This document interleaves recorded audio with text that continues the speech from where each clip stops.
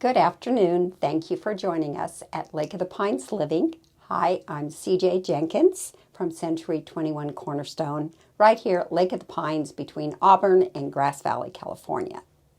Normally, we take you on a tour of a home or we are out and about in the community. But as you may know, we have a lot of fires going on in Northern California right now. And we have decided not to film outside, but to film inside in my office just this week. Hopefully next week we'll be out in the sunshine, out and about on the lake. Now, the topic for today is disclosures. The question is to disclose or not to disclose? That is the question. Well, it's a pretty easy answer to that question because you have to say, heck yes. We have to disclose everything we know about the home if you are a seller. So we're going to go back a little bit into history and think about the last time you sold a home.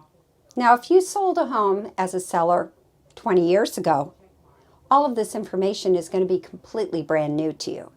If you sold a property 3 years ago, you're going to know that there are a lump of disclosures. In fact, let me show you an escrow file. This is an escrow that I closed on a country property with 20 acres in the end of June. And this is the amount of paperwork that is in this escrow folder.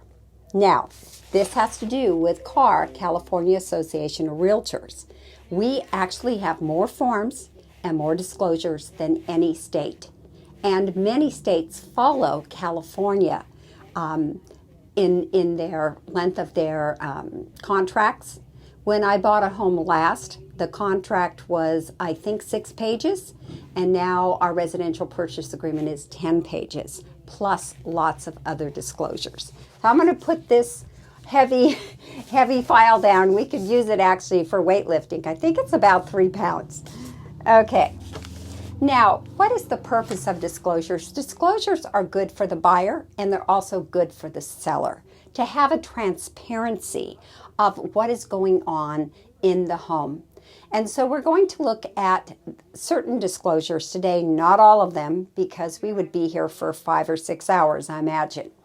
But I want you to think about what kind of disclosures you might need to sell your home. First off, you need the specific disclosures to the home itself. And that is where the seller fills out 2 forms, which we're going to look at today. Then the next group of disclosures are community disclosures. Do you live in an HOA? What are the CC&Rs? What is that road maintenance agreement? What other taxes you might have in that community there, whether it's city or an HOA, community like Lake of the Pines. And then the next, besides the home, to the city or the community, and then we go to the county.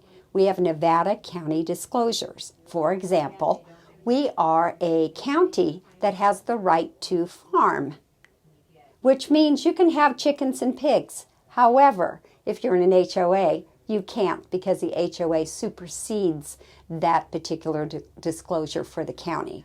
But the county disclosures are important. I have a home in escrow right now.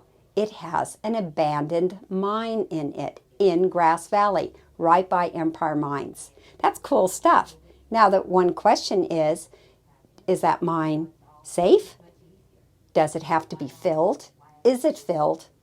And the answer to this situation is yes, the mine is filled. Nobody can get stuck down there, a small child. And that has saved the buyer about $2,000, not having to fill the mine themselves. Then we go from county disclosures to state disclosures. And those are quite a bit more general because those are things about what happens in Northern California is different than what happens in Southern California. So that is a bigger chunk of disclosures.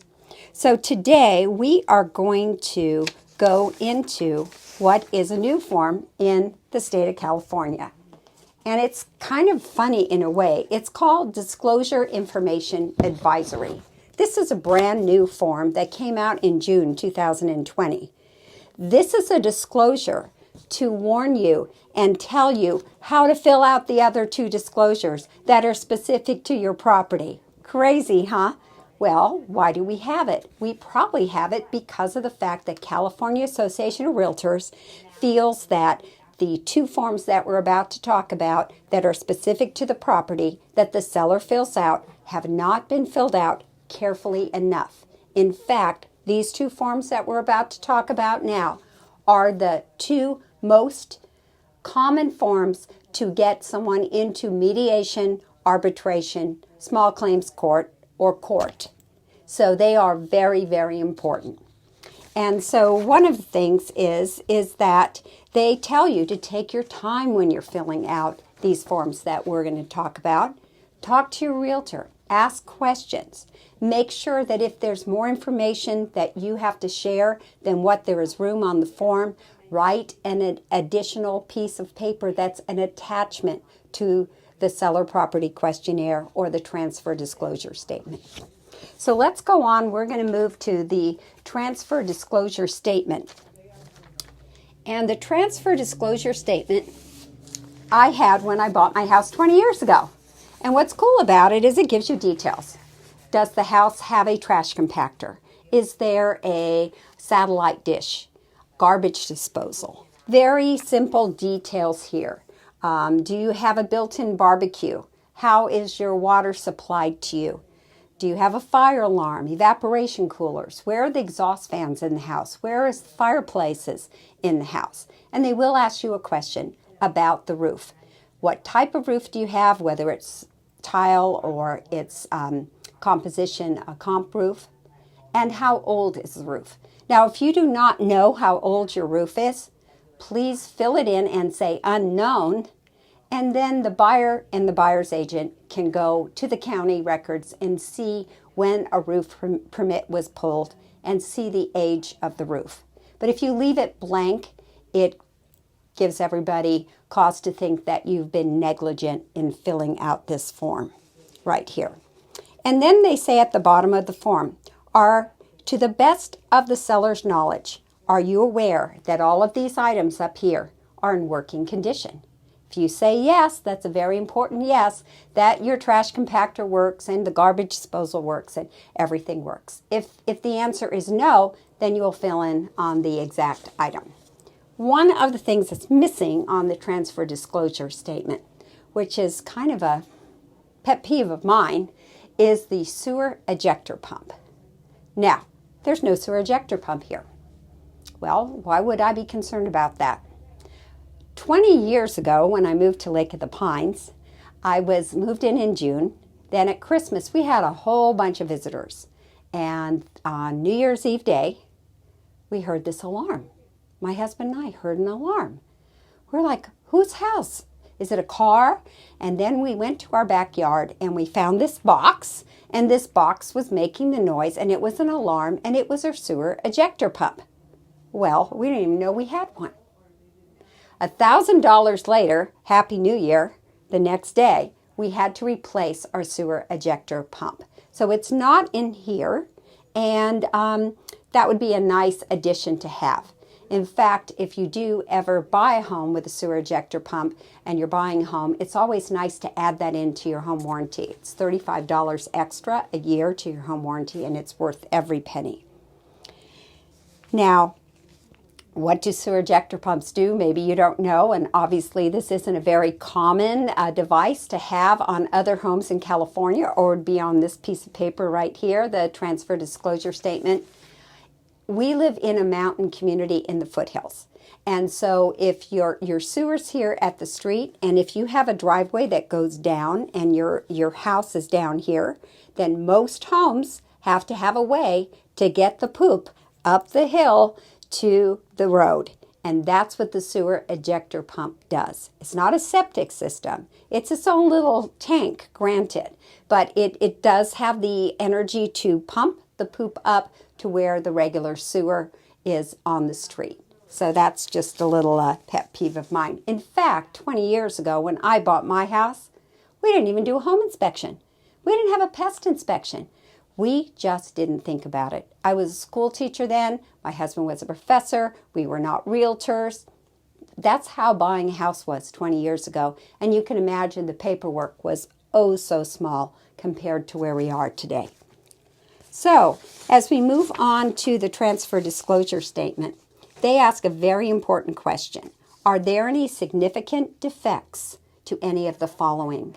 They mention driveways, interior walls, fences, interior walls, electric, plumbing, roofs, windows, doors, foundation, ceilings, all kinds of things.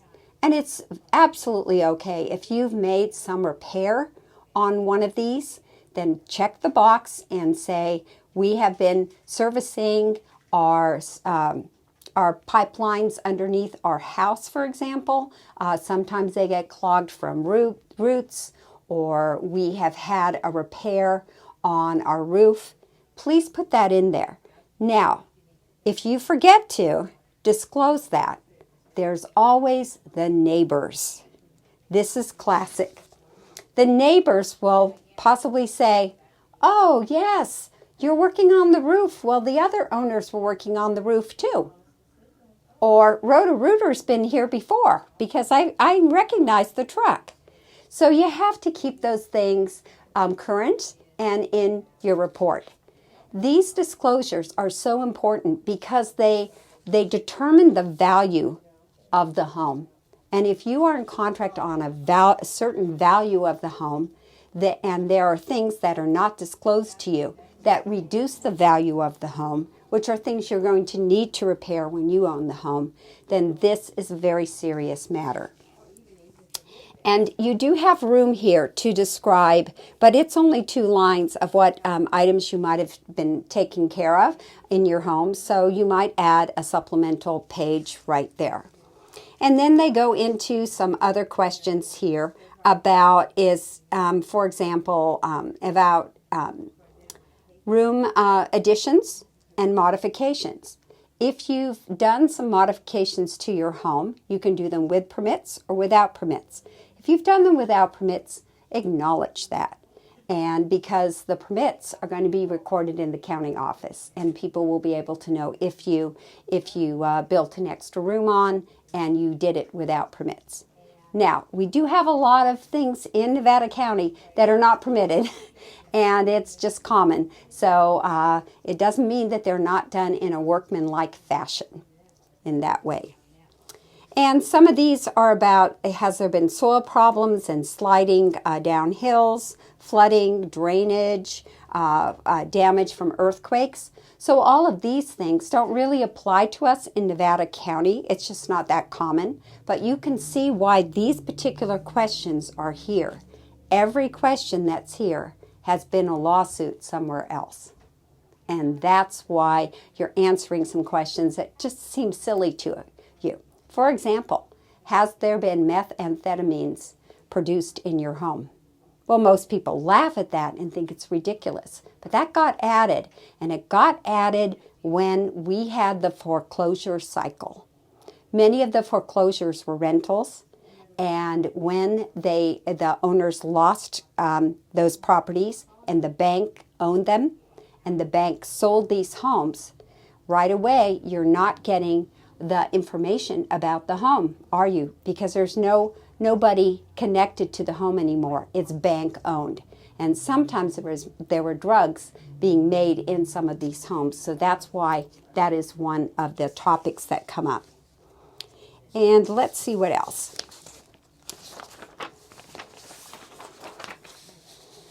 Now we do have something here that comes up, and that is the water conserving plumbing fixtures. They will ask you if you have water conserving plumbing fixtures, which was a law in 2014. Most of the homes don't, unless you've redone your bathroom and replaced your toilet. Don't worry about that question when you come across it. There are no water conserving police roaming around the state of California to check if you don't have a faucet that is conserving water or a new toilet. Now, there is a question also about mold, asbestos, And those are questions that you may not know anything about mold or asbestos in your house, so your answer would be no.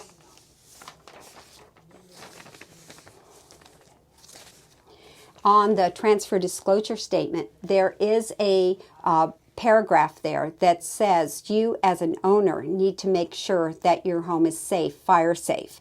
And so we will have information on there about a smoke detector and CO2 monitors, and that they are required. And also for the health and safety code, that the water heaters are braced. That is also in the contract. So that will come up in your disclosures, and it will come up in the contract. And that is something that sellers are responsible for, even if they say that they're selling their home as is. This is a safety concern and needs to be addressed. So we're going to shift over here to a sheet that comes in very handy. And this is an enhancement sheet. So let's say that on the form they say, what alterations have you made on your home? Well, if you've completely redone your house, you have a long list. So this homeowner here has a list this long of the upgrades that they've done on their home. And when I sell a home, I usually put an enhancement sheet together for the owner. This is very helpful for the seller, so the seller can see the value of the home being increased by new windows and a new roof and a new driveway and those kinds of things that add value to the home. It's also helpful when you meet the appraiser at the property too, because you've just identified all the reasons why this home might be priced as it is because of these upgrades. But another way to use this enhancement sheet, which owners can start working on before they even list their home and start listing all the things that you've done to your home, is to actually add it to the seller property questionnaire. And what you do is you say, see enhancement sheet, because you don't have room to create a list like this that you've got a kitchen remodel done 5 years ago and those kinds of things. So the enhancement sheet is a nice addition to this disclosure sheet here. Now we're moving to the seller property questionnaire. And one of the questions that does come up on this questionnaire is, have you had any insurance claims? And this is an opportunity for you to clarify if you've had any dripping pipes. Sometimes I'll be in a house, I'll go downstairs, and the flooring is completely different than the floor upstairs. And it might be because there was a leak from a bathroom from up above. And you've had a chance to have an insurance claim and redo the whole downstairs floor. There you go. So make sure that you do add that in. And by the way, the insurance companies have a database that they share with each other, so they would also know that too. And let's see. So we've talked about repairs and alterations. And one of the things is they may ask you, do you have ongoing maintenance? If you have a company that comes and services your HVAC once or twice a year, absolutely put that in there. That's a feather in your cap. If you have a monthly spray service, maybe you have someone to come and spray for spiders and ants and different things that happen in the outside of your house, absolutely add that in to your seller property questionnaire. Now this is a big one, pets on the property. Maybe you had pets before and they've passed away. But please be clear about that you have had a pet at one time, because that means a lot to a lot of people. Some of them are hypoallergenic, have issues with cat smells or pet smells or things like that. They do ask this question. Are there any urine, feces, discoloration, stains, odors from pets? Now, in 2004, a new home was built in Lake of the Pines, and in 2006, we brought a buyer to that home. And so here they are in an older community with a 2-year new home. How exciting. It was lovely. Of course, they paid a good price for that home in 2006 because it was almost new. Moved in the winter time, and the answer here on the seller property questionnaire was, no, we don't have any issues with pets staining, doing anything destructive to the property. August comes along. It is very hot in August here for a big spell. Sometimes we have a couple of 100-degree weeks, and the smell started. The 2-year-old carpet was a spot where the old dog of the previous owners would go to the bathroom. Well, on the seller property questionnaire, not a mention. When the new owners pulled up the carpet and the pad was just destroyed, it had been a constant issue, and it was never disclosed. So this ended up being a mediation between the buyer and the seller, because the seller did not acknowledge the fact that their pet, who was older and not able to sleep through the night, was going to the bathroom on the carpet. So this is a small thing, but it's something that you could alleviate by people being absolutely transparent about the habits of the pet. Okay, at Lake of the Pines, you are going to have some things that you're going to say yes to. And those things are going to be, are there architectural guidelines in the community? And the answer is going to be yes. Are there areas in the community that are shared by others? And the answer is going to be yes. Do you have CC&Rs and HOA guidelines? Yes. So saying yes is not a bad thing on this paperwork here. It's just disclosing that we are living in Lake of the Pines with an HOA and have some CC&R guidelines there. Now, there is one area where a person is exempt from filling out the seller disclosures. Think about it. You've inherited a home. You've never lived in it. You're the trustee. Or it's a probate case. Or it's a foreclosure. So those people who are selling the home have never lived in the home. So what would happen on these forms is that you would state that you've never lived in the property, and that you would not have that information and that sense of history for the buyer. Now, if you are the trustee of a property and you have maintained this property for a certain amount of time, it would be nice of you to comment on any maintenance things you have done to the property while you've been in control of the property. Or maybe you had a tree fall and you had to remove the tree, or you had a leak underneath the kitchen sink and you got a plumber to come in and service that. So that would be nice for the new person to do that. But you're not required by law to do that. Another thing which is really important is if you're selling a home and you know that things in the community are going to change. Maybe your street is going to be a new exit out of the community because the traffic has been reconfigured. That would be something that you would definitely share with the new buyer. Now, the buyer has 17 days per the contract to explore the property, to learn about the community, to do any research about permits, and to read your reports. The seller has 7 days to get the disclosures to the buyer, and then another 10 more days the buyer has to do that research. So if you're a buyer and you buy a home, but you have a 14-day cruise planned, then you're not doing your due diligence in getting doing your homework, really, and learning about the disclosures of the home and doing your research.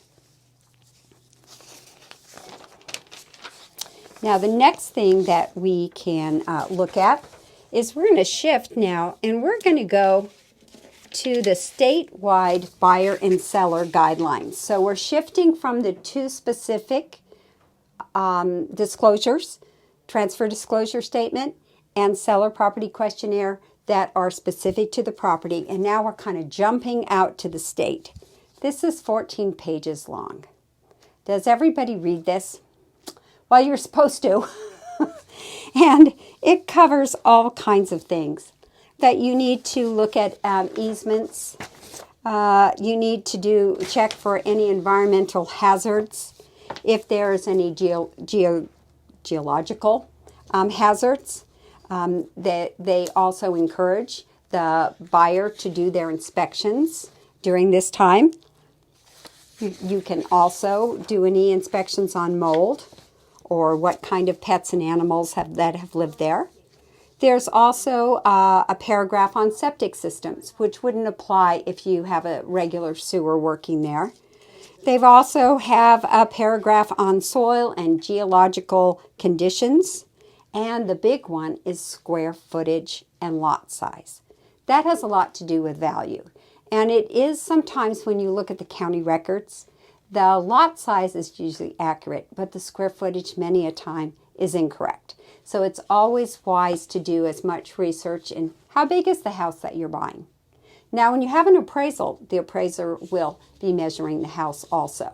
If they have a staircase, you will have some discrepancies between the square footage because some appraisers count that as a space and some appraisers don't. But when you really think about it, a staircase isn't living space.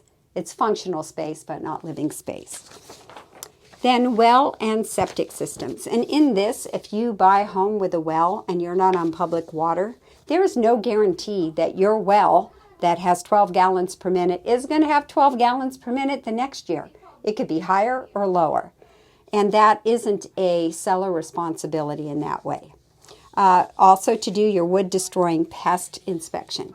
A pest inspection for us is really not pest as much as it's usually dry rot and fungus from moisture from the rains. And we have a lot of decks here, so usually the decks are the big ticket items.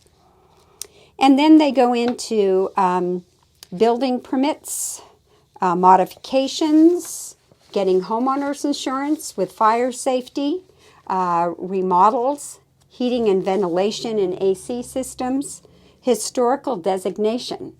Now, Lake of the Pines is not old enough to be in that category of historical designation, but some homes in Grass Valley and Nevada City are on the historic list. Title insurance, aha! Look at this. We got a big paragraph here about marijuana. Did you know that marijuana is grown in Nevada County? Well, now it's been added, and it's not just our county. It's other counties in California that the reason why, because this is statewide. Owner's title insurance, rent and eviction control, retrofitting, swimming pools, views, short-term rentals, water shortage, improvements, and off-site neighborhood conditions. Now, it is your responsibility to look at neighborhood noise.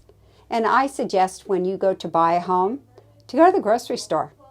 Where would you be shopping? How about the gas station? These are people that are going to be your neighbors. Go check it out. Now, I live on the lake, and our houses are fairly close together in long lots. And I would, if I were filling out the seller property questionnaire, I would say that there's, on weekends maybe, there's a little more activity in the water and the sound comes up to where my house is.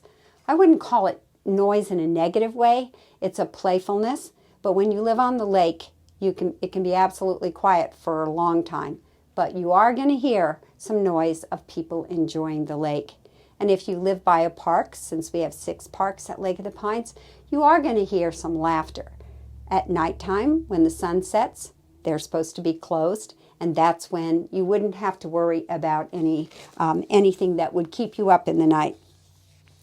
And this is a new one here on this particular statewide buyer and seller disclosure form. Remember when there was pipelines in San Bruno that blew up and the fire and lost a lot of homes and a few lives in that catastrophe? Well, those people didn't know that there were underground PG&E pipelines that were under their houses. So that would be another disclosure here. And then death on the property. That is one thing that's in this seller property questionnaire. And that is if there's somebody who's passed away in the house in the last 3 years. So let's say someone passed away 5 years ago. Neighbors might forget that it's been 5 years. they may say, oh, it was just a while ago that so-and-so passed away. So I would still put it in the disclosures of whatever time that was, because sometimes neighbors don't remember exactly correctly. So when I took a workshop on disclosures, one of the trainers said, well, if you don't disclose something, there's always the neighbor, right? And the neighbor might remember something that you might not remember and put on your list. So please make sure that you do disclose and be as transparent as possible. It's good for the buyer, it's good for the seller, and it would be better for everything that you have done to your home and remodeling and all that for you to create a list and be able to supply that to the new owner of your home. And I think we're about finished with the seller property questionnaire, the transfer disclosure statement, and a fast forward through the 14 pages of the statewide buyer and seller. So folks, thank you for joining us today. Keep yourself safe and look forward to seeing you outside at Lake of the Pines next Thursday. Bye-bye. I'm CJ Jenkins. If you have any questions, call CJ at 530-906-4715. Thank you.